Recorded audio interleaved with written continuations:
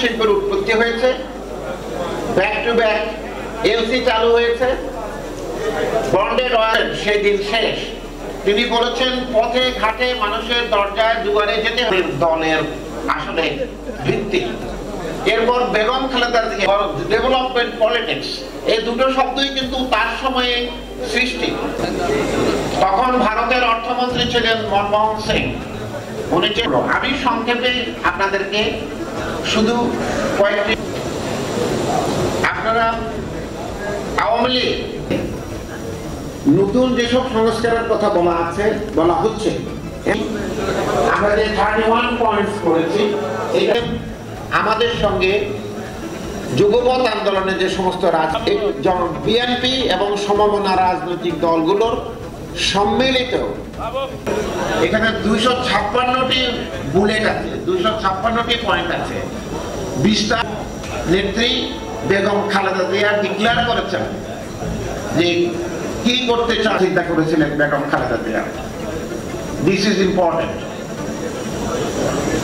এরপর নিষ্পেষিত রাজনৈতিক ভাবে আমাদের লোক গুম হচ্ছে, খুন হচ্ছে, রাষ্ট্র মেরামতের রূপরেখা 27। এটা আমাদের আত্মসমালোচনা, কিন্তু এট দি সেম টাইম আন্দোলন শুরু করেছে তখন 2023 সনের জুলাই মাসে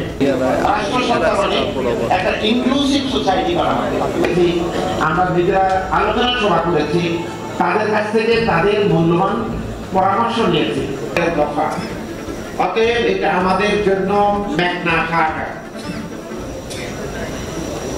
এটা মনে রাখতে হবে, এটা আমাদেরকে হৃদয়ে। অতএব এটা সকলের দফা, এটা বাংলাদেশের মুক্তির দফা, এটা বাংলাদেশের স্বাধীনতা সার্বভৌম। বিএনপি সহ সমস্ত সংগঠন আমরা মানুষের মাঝে এটা পৌঁছে দেব, তাদেরকে এই মেসেজটা দেব, লিফলেট না। আমরা তাদেরকে বুঝিয়ে বলবো যে এই আমরা চাই এই সংস্কারগুলো হলে বাংলাদেশে আর কোনো ফ্যাসিস্ট সৃষ্টি হবে না।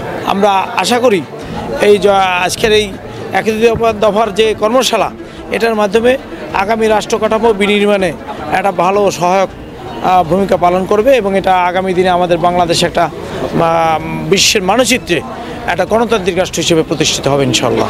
এই কর্মসূচিটি মানুষের দোরগোড়া পৌঁছে দেওয়ার জন্যই আজকের এই তৃণমূলের কর্মশালা।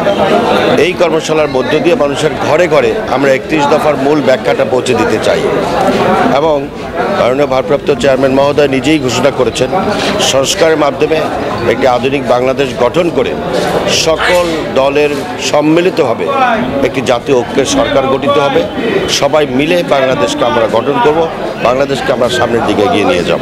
জনগণের জন্য এই 31 দফা হবে বাংলাদেশের মুক্তির পথ এবং আমাদের তারুণ্যের অহংকার দেশনায়ক তারেক রহমান এই রূপরেখা জনগণের উদ্দেশ্যে নিয়ে এসেছেন। আমি মনে করি এর মাধ্যমেই বাংলাদেশের জনগণের মুক্তির সনদ হিসেবে কাজ করবে এই 31 দফা।